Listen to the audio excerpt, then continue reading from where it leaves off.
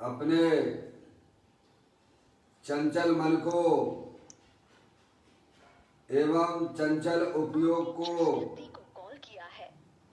स्थिर करने के लिए कृपया प्रतीक्षा करें। जिनवाणी माता के द्वारा अपनी वर्तमान ज्ञान की पर्याय में सम्यक वेद ज्ञान उत्पन्न करते हुए कि मेरा ये भगवान आत्मा सदा काल शरीर आदि पर पदार्थों से भिन्न एकमात्र अखंड ज्ञान ज्योति स्वरूप है। इस प्रकार सम्यक वेद ज्ञान पूर्वक शरीर आदि पर पदार्थों का लक्ष्य छोड़ के अंदर में जो अखंड ज्ञान ज्योति स्वरूप भगवान आत्मा है उसमें ही अपनी वर्तमान पर्याय का संबंध जोड़ते हुए कि मेरा ये भगवान आत्मा सदा काल शरीर आदि पर पदार्थों से भिन्न प्रकट अखंड ज्ञान ज्योति स्वरूप है। ऐसा अपने आप को जानो और ऐसा ही अनुभव करो कि वर्तमान में ही मेरा ये भगवान आत्मा शरीर आदि पर पदार्थों से भिन्न प्रकट अखंड ज्ञान ज्योति स्वरूप ही है।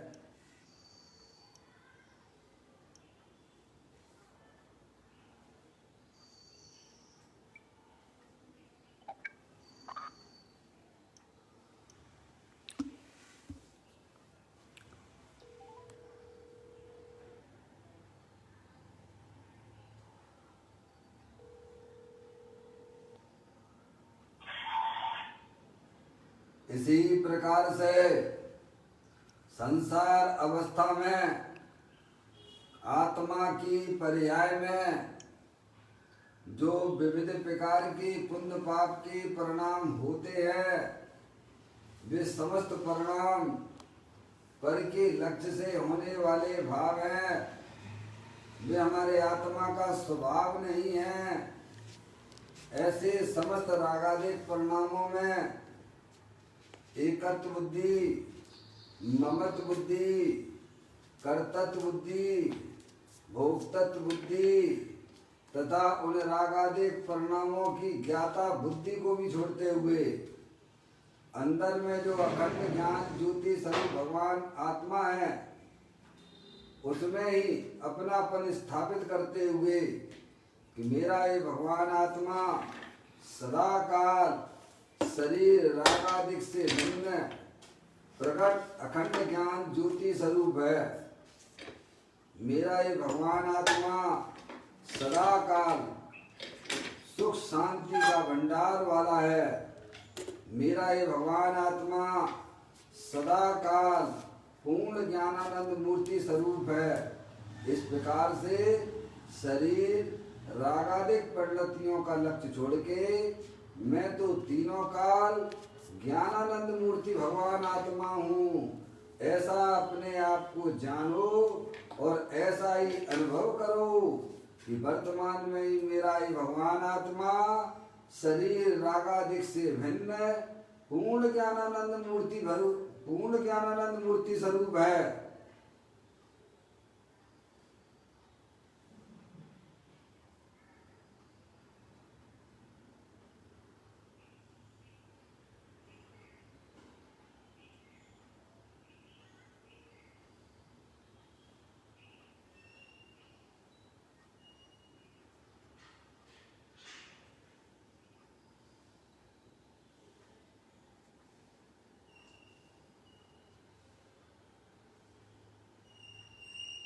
इसी प्रकार से संसार अवस्था में आत्मा की पर्याय में जो पर के लक्ष्य से होने वाला ज्ञान है वह परलक्षी ज्ञान भी हमारी आत्मा का स्वभाव नहीं है। वह तो इंद्रिय जनित ज्ञान है। इस प्रकार शरीर रागादिक और परलक्षी ज्ञान की पर्याय का भी लक्ष्य छोड़ के मैं तो तीनों काल एकमात्र अखंड ज्ञान ज्योति स्वरूप भगवान आत्मा हूँ। ऐसा अपने आप को जानो और ऐसा ही अनुभव करो कि वर्तमान में ही मेरा ये भगवान आत्मा शरीर रागादिक और खंड खंड ज्ञान की पर्याय से भी रहित एकमात्र खंड ज्ञान ज्योति स्वरूप है।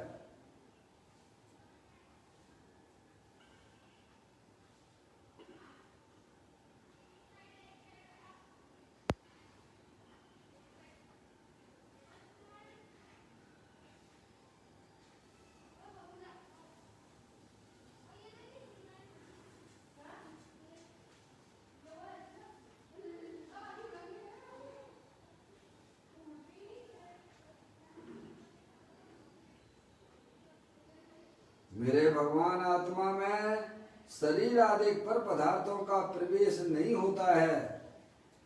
मेरे भगवान आत्मा में रागादिक परिणतियों का भी प्रवेश नहीं होता है।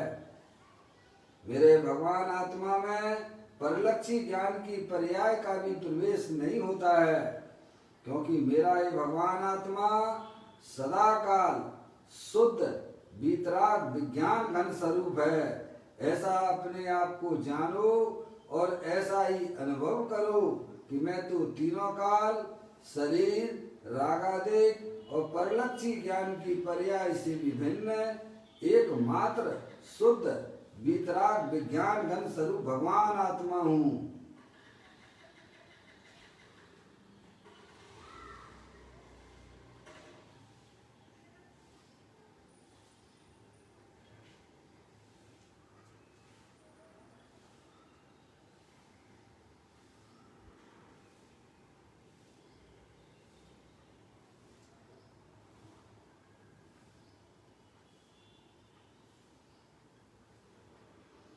द्रव्य कर्म भाव कर्म नौ कर्म रहित शुद्धात्म स्वरूपो हम। मेरा ये भगवान आत्मा सदा काल ज्ञानावर्णादि 8 कर्मों से रहित है। मेरा ये भगवान आत्मा मोह राग देश भाव कर्मों से भी रहित है। मेरा ये भगवान आत्मा शरीर आदि 9 कर्मों से भी रहित है। इस प्रकार द्रव्य कर्म भाव कर्म 9 कर्म रहित मेरा ये भगवान आत्मा परम पवित्र शुद्धात्म वस्तु है। वही वास्तव में मैं हूँ। ऐसा अपने आप को जानो और ऐसा ही अनुभव करो। मैं तो तीनों काल तीनों कर्मों से रहित एकमात्र परम पवित्र शुद्धात्मा ही हूँ।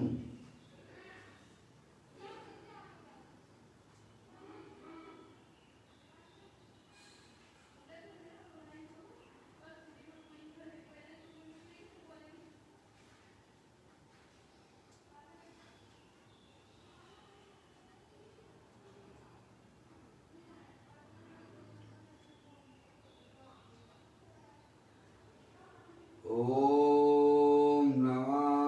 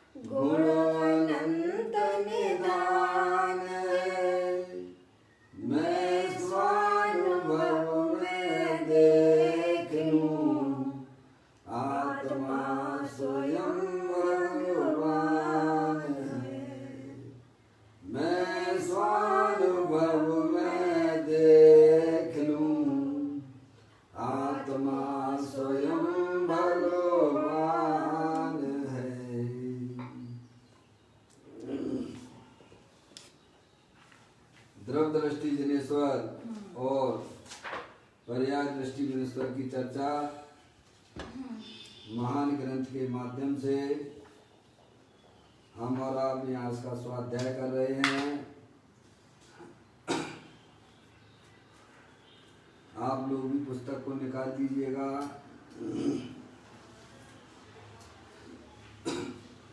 आज का बोल है 944वें नंबर का बोल है, पेज नंबर 213वें नंबर पर यह आया है। मैं पढ़ना प्रारंभ करता हूँ।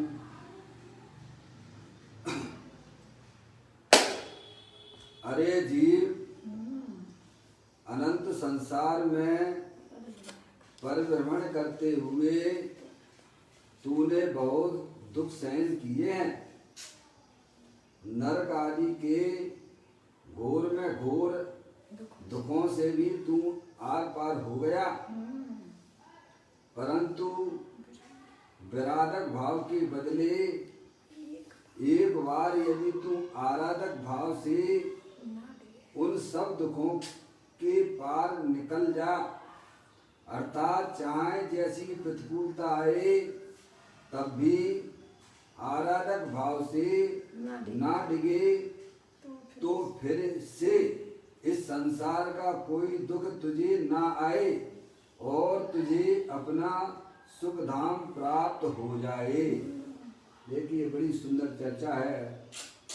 आत्मा के आराधक भाव से यह जीव 4 गति 84 लाख योनियों में जो उसका परिभ्रमण चल रहा है उसका नाश हो जाता है।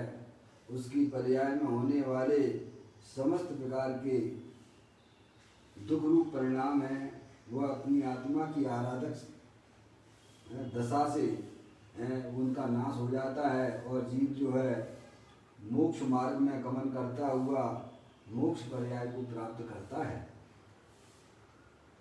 अपने ही विराधक भाव से, अपनी आत्मा के विराधक भाव से यह जीव जो है अनंत दुखों को 4 गति 84 लाख योनियों के दुखों को स्वयं उठाता है। समझ में आया? इसमें परद्रव्य तो अकिंचित घर है। तो इसीलिए यहाँ पर यह हमें समझाने का प्रयत्न किया जा रहा है कि जीव अपने आत्मा की आराधना से मोक्ष रूपी लक्ष्मी तक प्राप्त कर लेता है और अपने ही विराधक भाव से यह जीव 4 गति 84 लाख योनियों में जन्म मरण करता रहता है। पर द्रव्य तो अकिंचित कर है। समझ में आया भाई साहब? तो आप जानना चाहोगे कि भाई साहब ये विराधक भाव क्या है और आराधक भाव क्या है?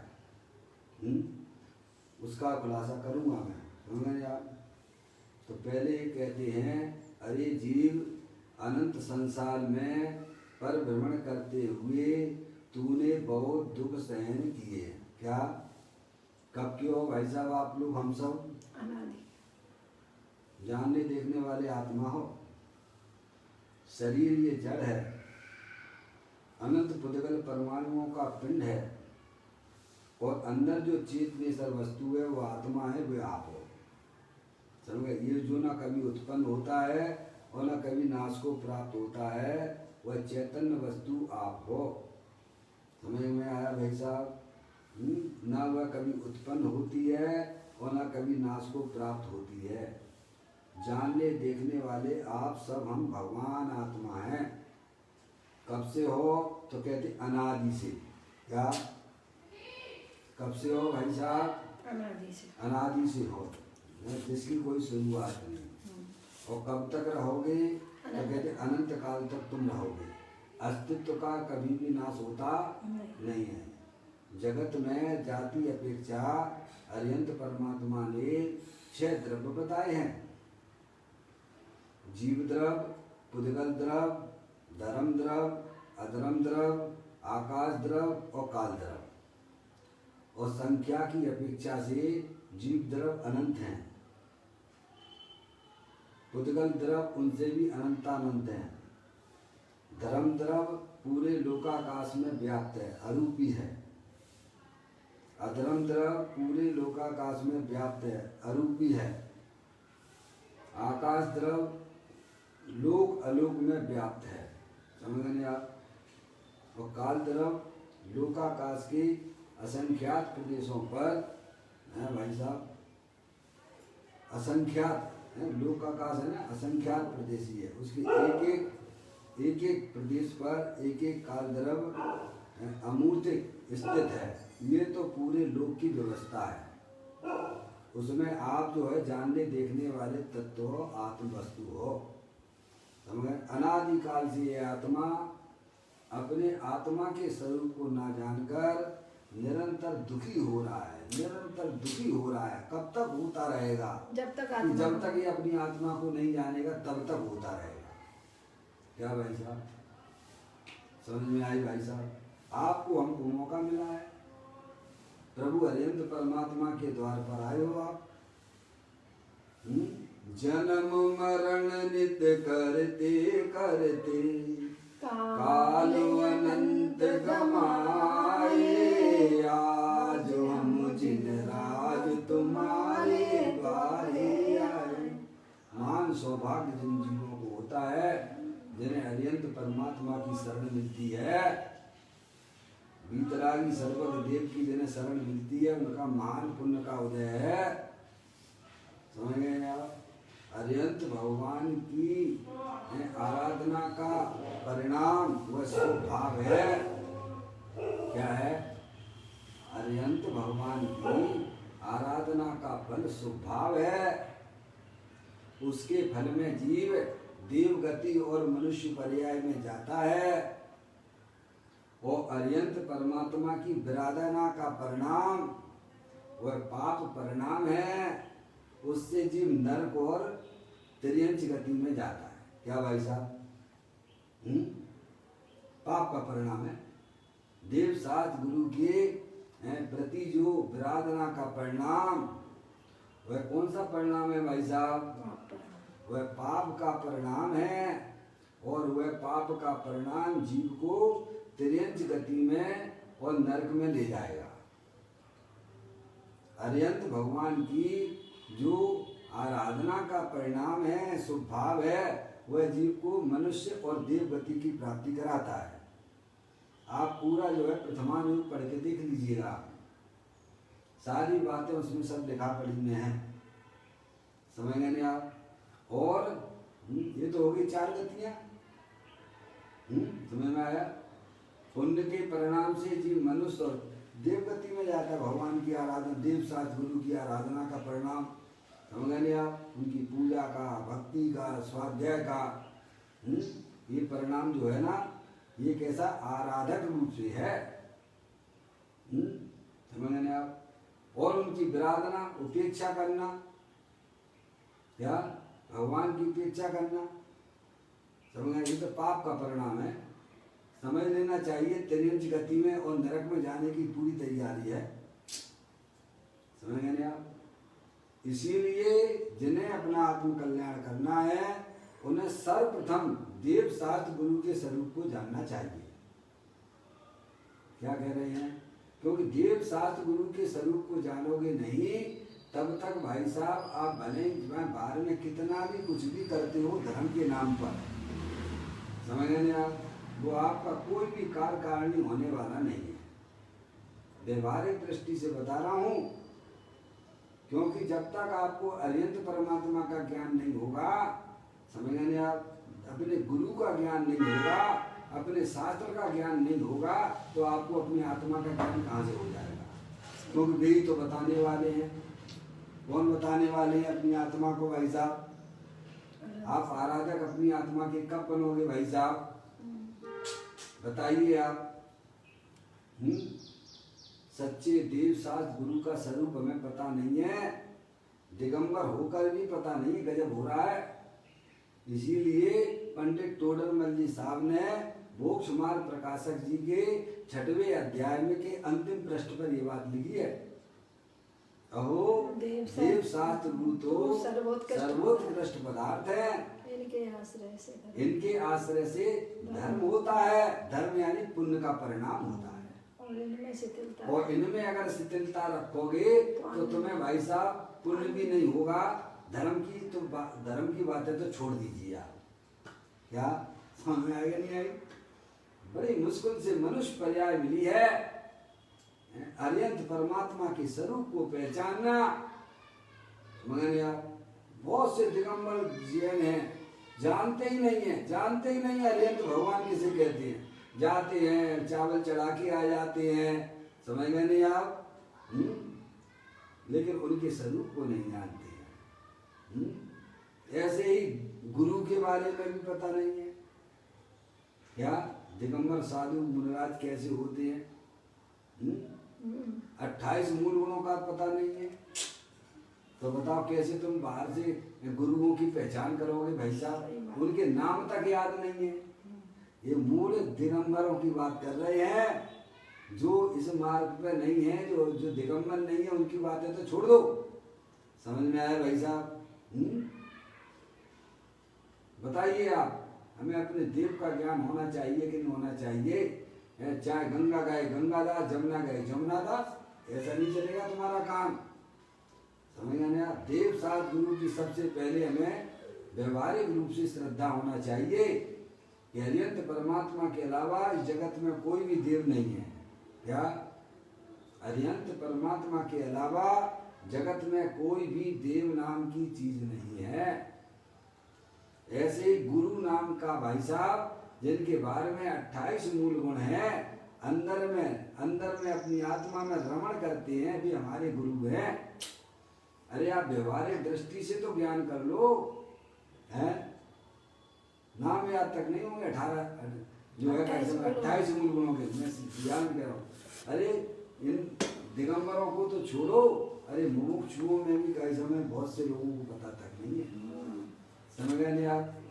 केवल सुन लेते हैं और वह चले जाते हैं और फिर अपने काम में लग जाते हैं, क्योंकि उन्हें ये अंदर में अपनी स्वाध्याय की प्रवृत्ति बनाते नहीं है। समझ गए नहीं आप? शास्त्र पढ़ते नहीं है और ऐसे ही अंदर में शिथिलता चली आ रही है। समझ गए नहीं आप? तो कैसे आपको देव साथ गुरु की पहचान होगी भाई साहब? जो अन्य देवी देवताओं को मानता है वह तो विपरीत मिथ्या दृष्टि है। वह संसार में अनंत काल तक ढूंढेगा भैया। समझ में आया भैया? जिसे अपने गुरु का पता नहीं है वह विपरीत मिथ्या दृष्टि है। चाहे किसी को भी देव मान ले, चाहे किसी को भी गुरु मान ले, है शास्त्र क्या कहना चाहती है उसका अभिप्राय को भी नहीं जानता है। समझ गए नहीं आप? पढ़ने के लिए पढ़ लेता है, सुनाने के लिए सुना देता है, निर्लय जीवन में कुछ भी नहीं है। समझ गए नहीं आप? तो कहते हैं सच्चे देव साध गुरु की आराधना का फल तो पुण्य का परिणाम है। सच्चे देव साध गुरु के प्रति जो विनय का परिणाम होता है, जो आराधना का परिणाम होता है, वह पुण्य परिणाम है, वो शुभ भाव है, और उसका फल तो देव गति और मनुष्य पर्याय मिलना है भाई साहब। और उनकी विराधना का फल, समझ रहे हैं आप? पाप का परिणाम है, उसमें जीव नरक जाएगा और तिर्यंच गति में जाएगा। अब आप सोच लीजिए कि हमें अब कितना व्यवहारिक दृष्टि से हमारे ज्ञान में चल रहा है। समझ रहे हैं आप? और जब तक आपको सच्चे देव शास्त्र गुरु का निर्णय नहीं होगा, तब तक आपकी आत्मा को आप कभी जान ही नहीं सकते हो। इसकी गारंटी तो हम ले लेते हैं। समझ में आया? जो सच्चे देव शास्त्र गुरु के स्वरूप को नहीं जानता है, नियम से वो अपनी आत्मा को नहीं जानता है। समझ में नहीं आई? नियम से नहीं जानता है। वो जो जानता है कैसा में, वो अपनी आत्मा को जानता है कि नहीं जानता है, ये बात थोड़ी अभी रुकने की बात है। समझ नहीं आप? ये भी कोई गारंटी नहीं है कि वो अपनी आत्मा को जानता हो। समझ में आया भैया? ऐसा कोई अद्भुत मार्ग है ये। तो अनंत काल हो गया है जीव को, है भाई साहब, ऐसी रखड़पट्टी करते हुए एक शरीर छोड़ता है, दूसरा शरीर ग्रहण करता है, फिर उसके बाद तीसरा शरीर ग्रहण करता है। ऐसे अनंत काल से ये अपना आत्मा निरंतर निरंतर निरंतर निरंतर निरंतर दुख रूप ही परमन कर रहा है। देख लो ना, मनुष्य पर्याय की हालत ऐसी हो रही है, बताओ। टेंशन टेंशन टेंशन टेंशन, किसी को कोई टेंशन, किसी को कोई टेंशन। क्या ये मनुष्य पर्याय की ये हालत है? तो इनसे जो छोटी पर्याय हैं, जिनमें हमारा आत्मा रहा है, सोचो उनमें कैसे रहा होगा। विचार तो करना पड़ेगा ना भाई साहब, हैं? ज्ञानी हमें यही समझाने का प्रयत्न कर रहे हैं, अरे जीव अनंत संसार में परवण करते हुए तूने बहुत दुख सहन किए हैं। बोलो किए हैं कि नहीं किए हैं? गर्भ के दुख आपने हमने कैसे उठाए होंगे? बोलो याद है क्या तुम्हें? हमें हैं? गर्भ अवस्था के माँ के पेट में उल्टी लटके थे, माँ चिलपरा खाती थी तो जो है उसकी आंखों में और मुझे बिलबिला जाता था, वो दुख मालूम है क्या? इसी पर्याय के तुम्हें मालूम नहीं है। ज्ञानी कहती है तुमने अनंत अनंत दुख उठाए हैं, कीड़े मकोड़े बन के नरक में जाके इतने भयंकर भयंकर दुख उठाए हैं। अब तुम सावधान हो जाओ। क्या हो जाओ भाई साहब?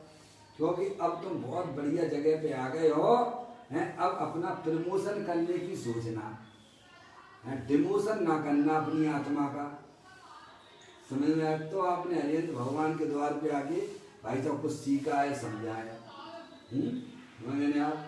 तो कहते हैं अरे जीव अनंत संसार में परविहरण करते हुए तूने बहुत दुख सहन किए हैं।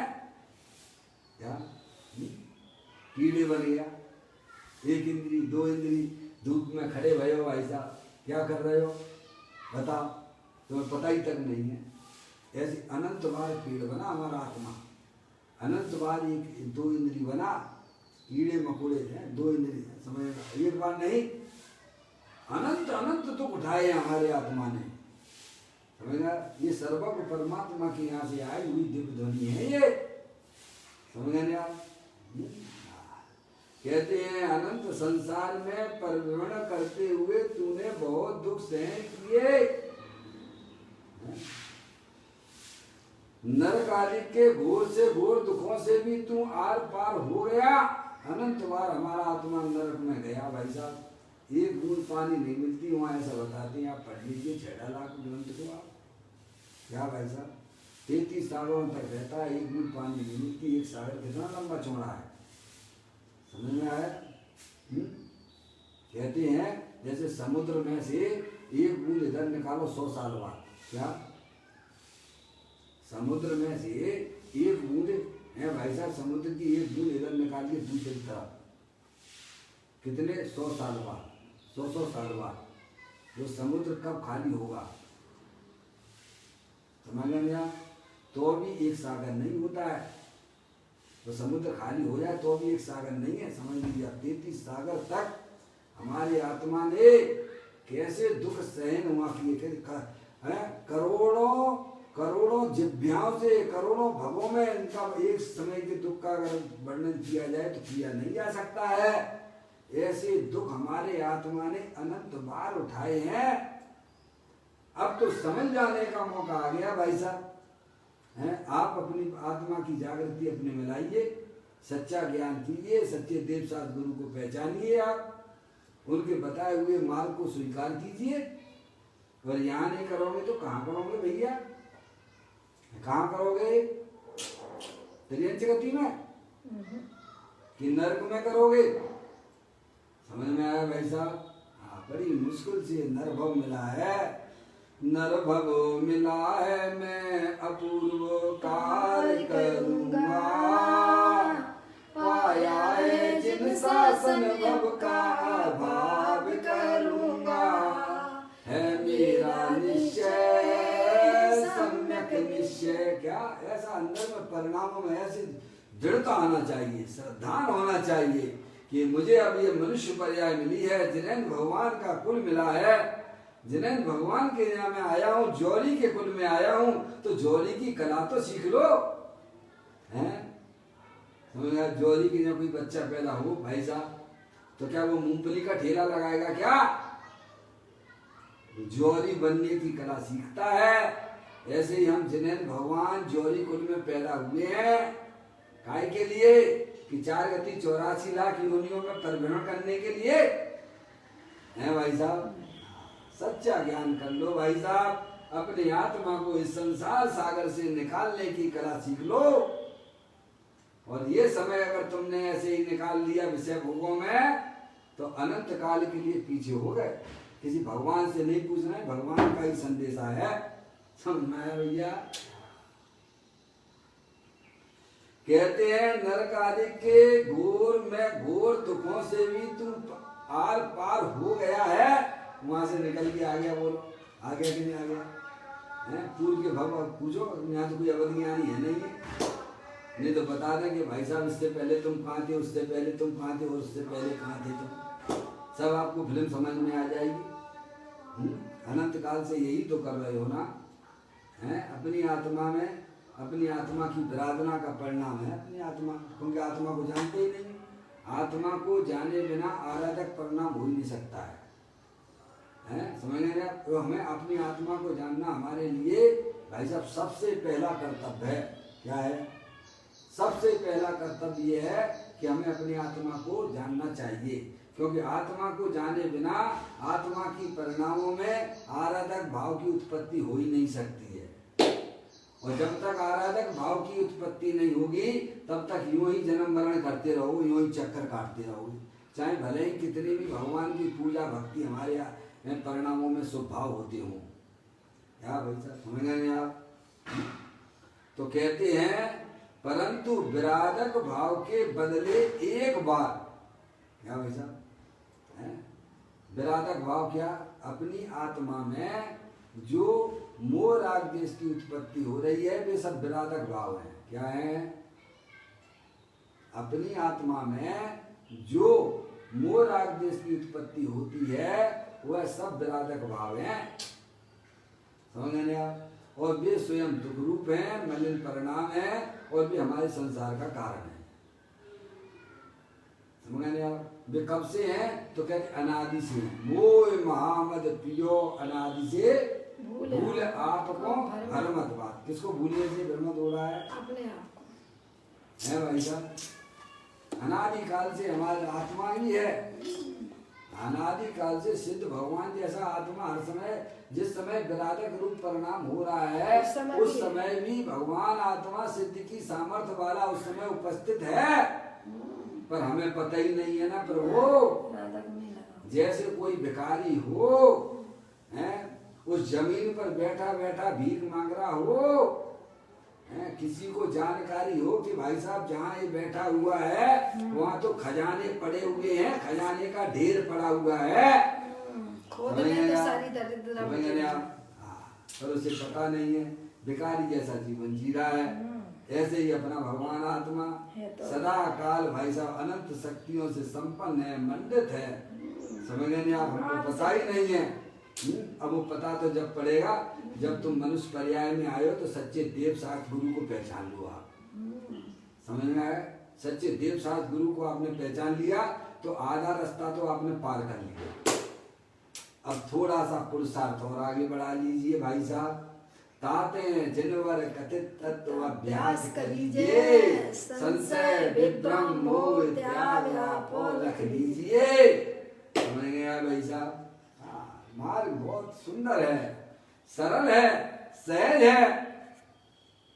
कहीं आपको जाना नहीं है आत्मिक आनंद लेने के लिए, क्योंकि आप बने बनाए रेडीमेड प्रकृति की तरफ से हैं भाई साहब, सुख शांति स्वरूप वाले भगवान आत्मा हो। ज्ञान नहीं है, गांठ नहीं खोलता है। रात के साथ में इसने ऐसी एकत्र बुद्धि कर रखी है, गांठ बांध ली है जिससे निरंतर दुखी बना रहा है, और उस गांठ को खोल दे तो भाई साहब अभी आनंद की धाराएं प्रारंभ हो जाएंगी।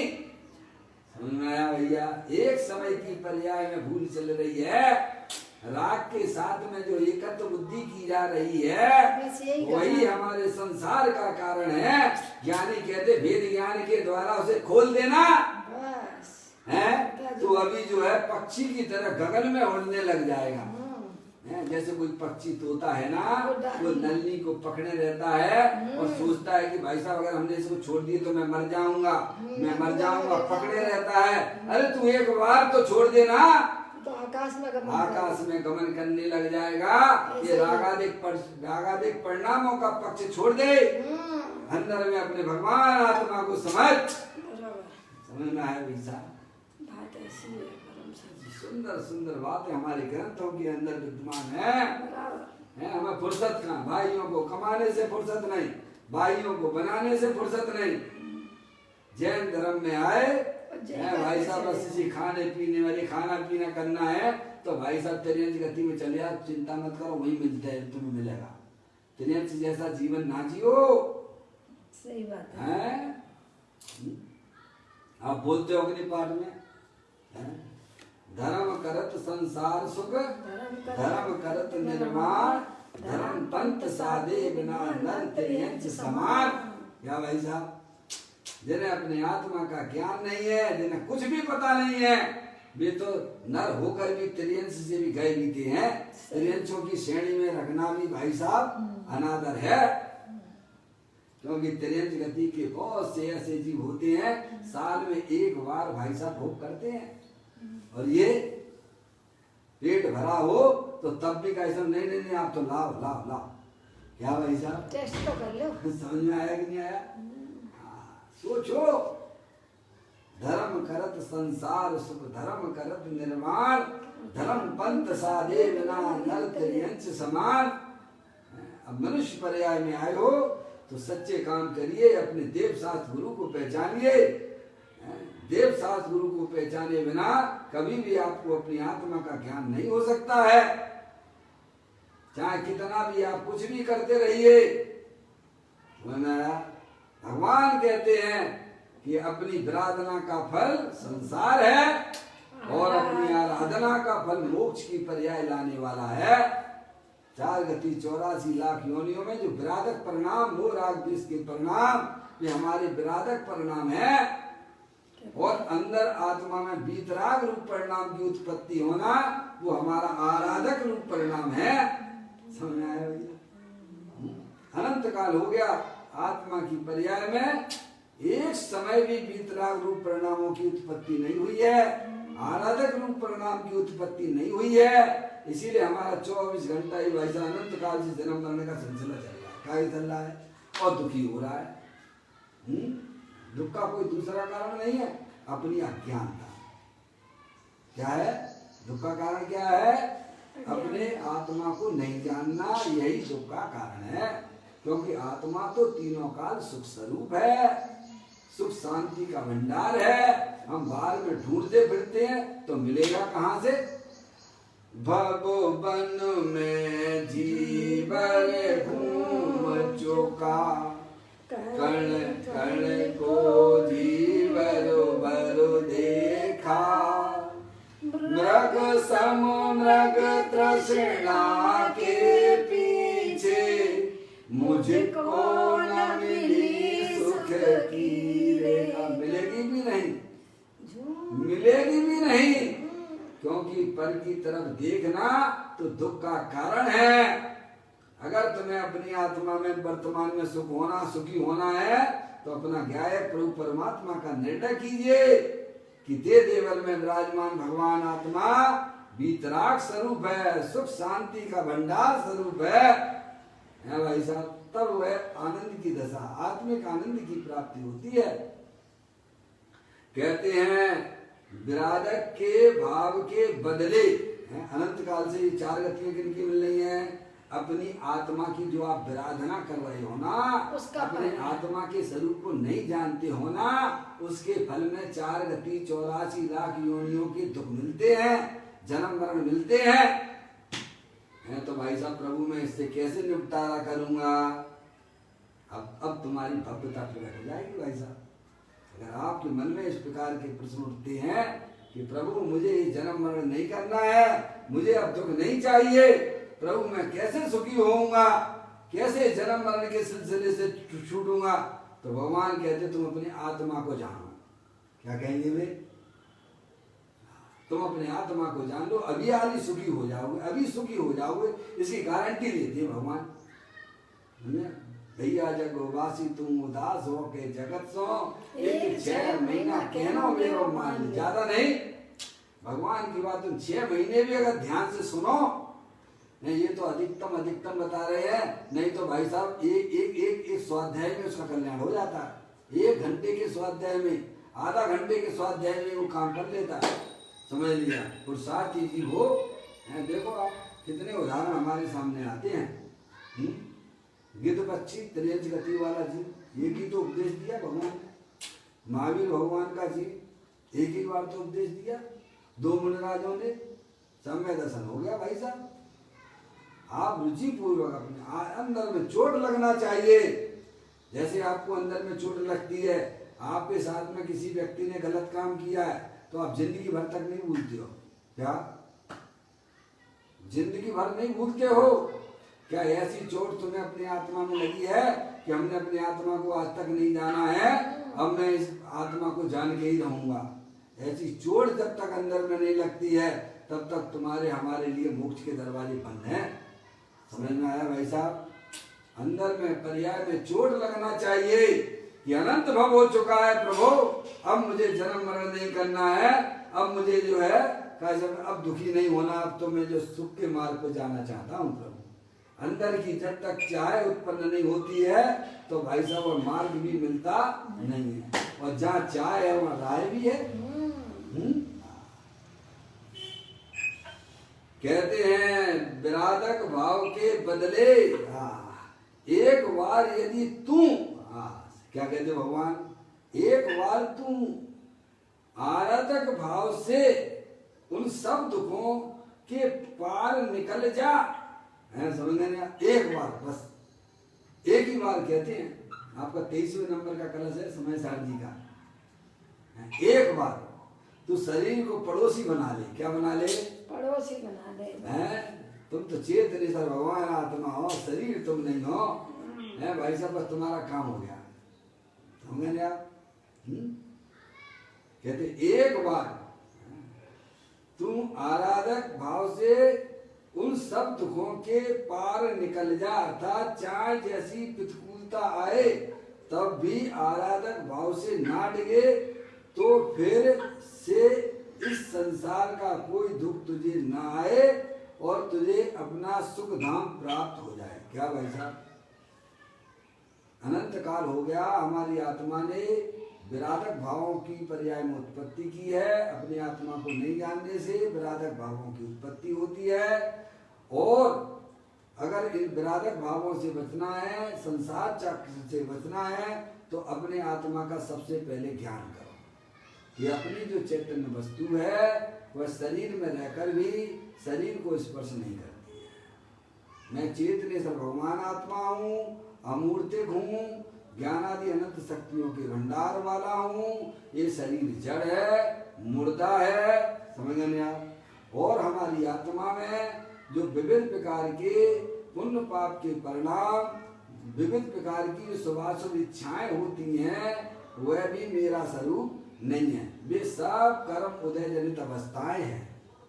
समझ गए आप? मैं तो अमूर्तिक भगवान आत्मा हूँ, चेतनेश्वर हूँ, सिद्ध की जाति का हूँ, पर द्रव पर भावों से भिन्न हूँ, पर्याय से भी पार हूँ। ऐसी अखंड ज्ञान ज्योति स्वरूप भगवान आत्मा हूँ। ऐसा जब तक पर्याय में निर्णय नहीं होता है तब तक भाई साहब विराधक भाव चलता ही रहेगा। विराधक भावों की अगर जो है पर्याय में से अभाव करना हो तो अपने आत्मा का सच्चा ज्ञान कीजिए और अंदर में श्रद्धा कीजिए। मैं शरीर नहीं हूँ, मैं स्त्री नहीं हूँ, मैं पुरुष नहीं हूँ, मैं रागी द्वेषी नहीं हूँ, मैं तो एकमात्र अखंड ज्ञान ज्योति स्वरूप भगवान आत्मा हूँ। जितनी शक्तियाँ प्रभु के पास में है उतनी शक्तियों का मालिक वर्तमान में मैं भी हूँ। क्या भाई साहब? ऐसा जब तक ज्ञान की पर्याय में सच्चा ज्ञान नहीं होगा, उसका श्रद्धा नहीं होगा, तब तक पर्याय में विराधक भाव की उत्पत्ति चलती रहेगी। और जब यहाँ श्रद्धा ज्ञान पक्का हो जाता है तो तत्संबंधी विराधक भाव तो नाश को प्राप्त हो जाते हैं और थोड़े बहुत रागादिक परिणतियां रह जाती हैं। ज्ञानी जानते हैं कि अपनी आत्मा की आराधना और साधना के द्वारा उन रागादिक परिणतियों की भी धज्जियां उड़ा देता है। समझ गए आप?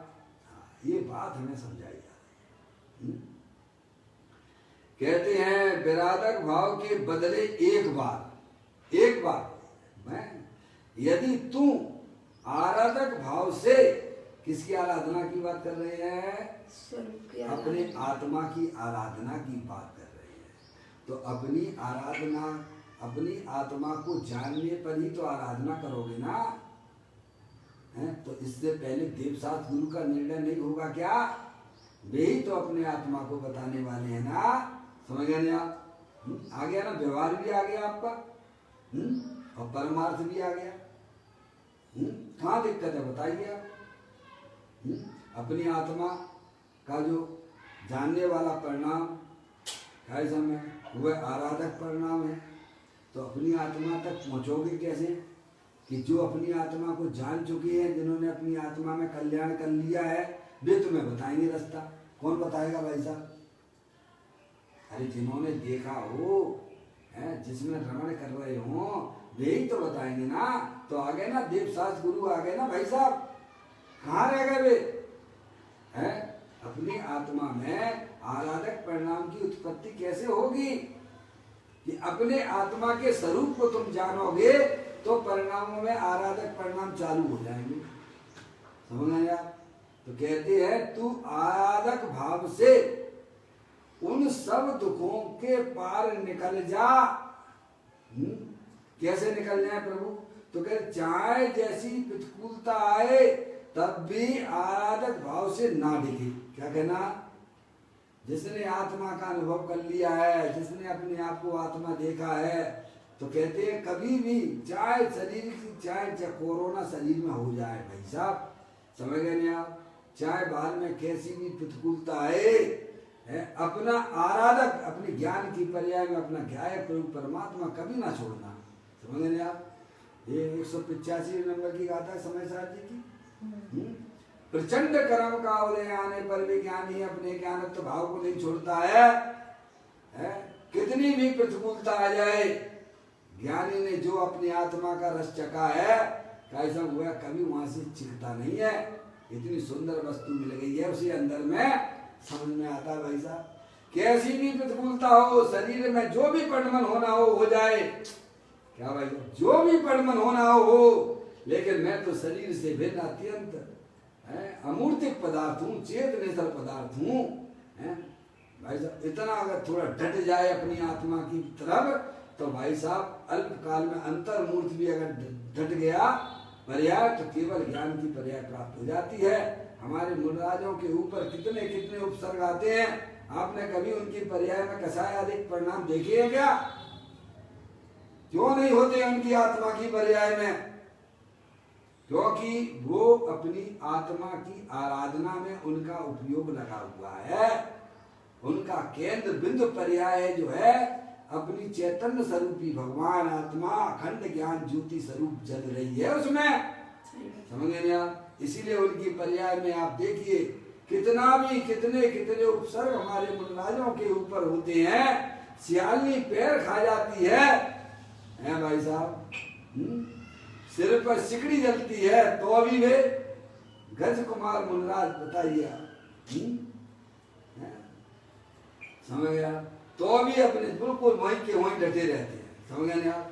जो सांप डाल दिया मरा हुआ यशोधर मुनिराज के ऊपर, कैसा भी प्रतिकूलता हो, बाहर में प्रतिकूलता हो, पार्श्वनाथ भगवान की जीव को देख लीजिए आप, मुनि अवस्था में है कितना कितना उपसर्ग उनके ऊपर आए, पर भाई साहब ये बताइए आप कैसे डटे रहे हैं? उनकी पर्याय में अपनी आत्मा की पकड़ थी, वे अपने आप को आत्मा रूप से जानते थे। समझ गए? शरीर तो मुर्दा है, अनंत पुद्गल परमाणुओं का पिंड है, पर्याय में पकड़ अपने त्रिकालिक ध्रुव भगवान आत्मा की है। समझ गए? तो डटा रहे, कैसी भी प्रतिकूलता, एक बात सच्चा ज्ञान करके भाई साहब है, और अंदर में भाई साहब अपने चेतने से भगवान आत्मा की दृष्टि ना जीव को हो जाती है, फिर वह अपनी आत्मा का आनंद लूटता हुआ कैसे भी बाहर में शरीर में कैसे भी लोग आते रहे, पर वहां से नाच गए। वे कहते हैं क्या, एक बार बस चाहे जैसी प्रतिकूलता आए, चाहे बाहर में कैसी भी प्रतिकूलता हो अथवा शरीर में हो, समझ ना, तब भी आराधक भाव से ना डिगे। क्या आराधक हो, यानी पर्याय अपने ज्ञाय प्रभु परमात्मा को ना छोड़े। तमाम उदाहरण हमारे मुनराजों के हैं, आपके सामने देख लीजिएगा। हैं कितना कैसा उपसर्ग हुआ, 500 मुनराज घानी में पीले गए, समझ गए? आप बताइए आप।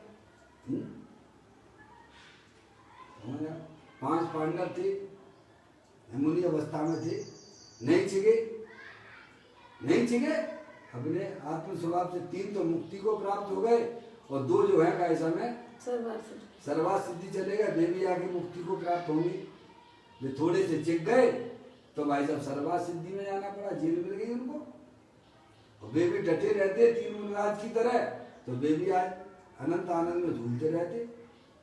ज्ञानी हमें यही समझाने का प्रयत्न कर रहे हैं, अपनी चैतन्य वस्तु स्थायी वस्तु है, शरीर को जो कभी छूती नहीं है, रागादिक परिणतियों से भी भिन्न है, एक समय की पर्याय से भी अपनी चैतन्य वस्तु भिन्न है।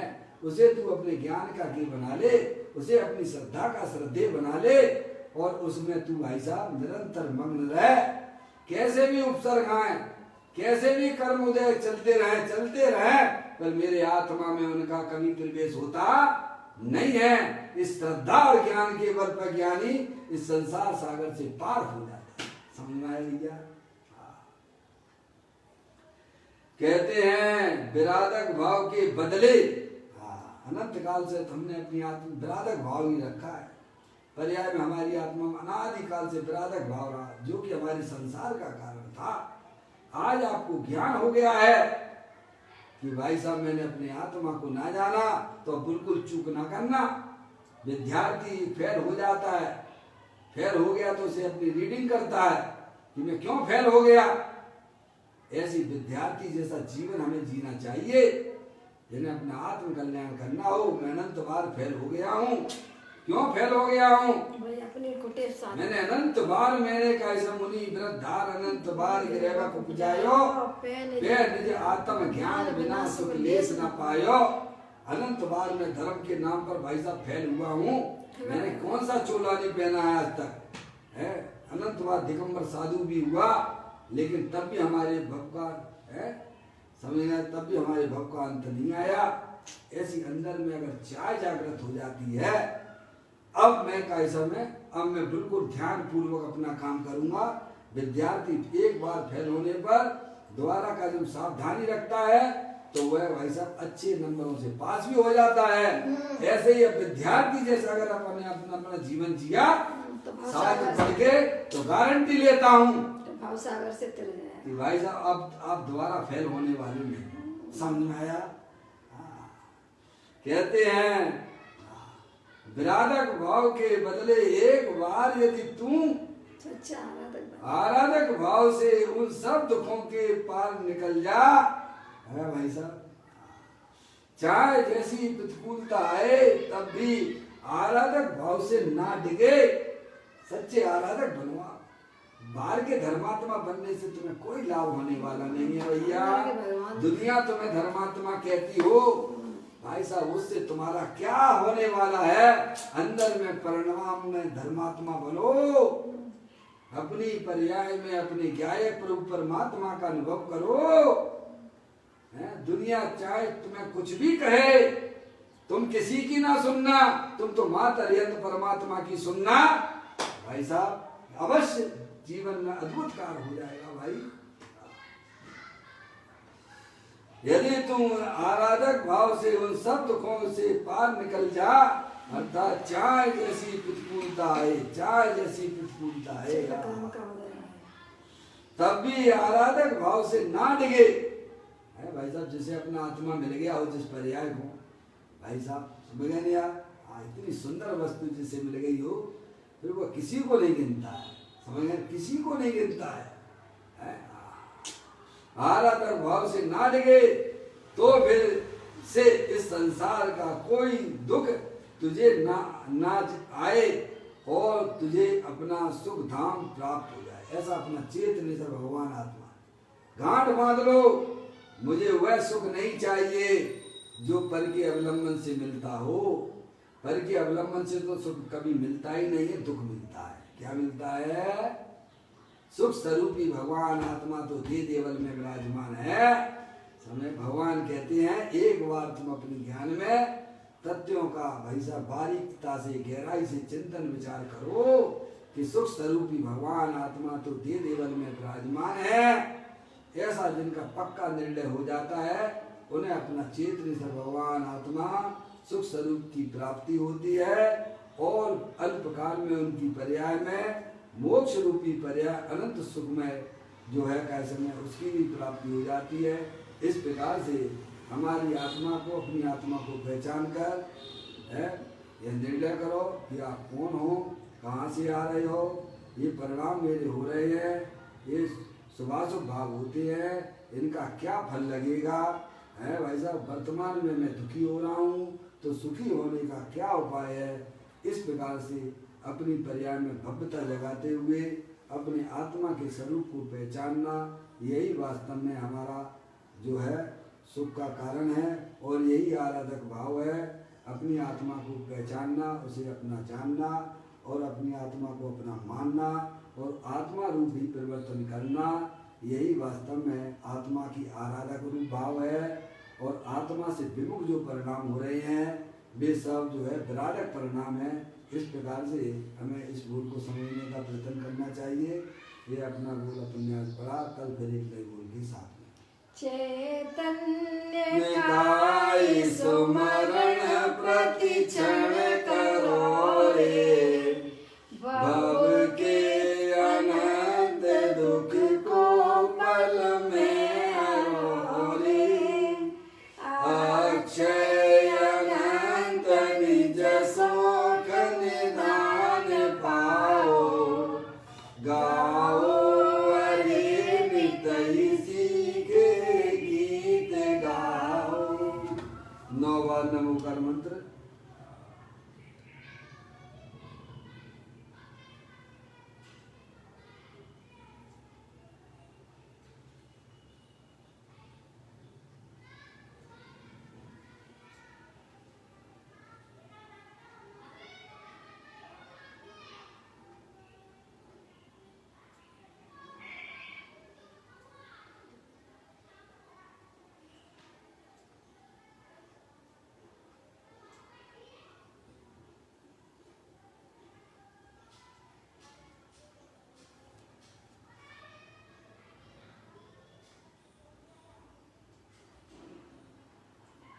बोलो द्वादशांजलवाणी माता की जय।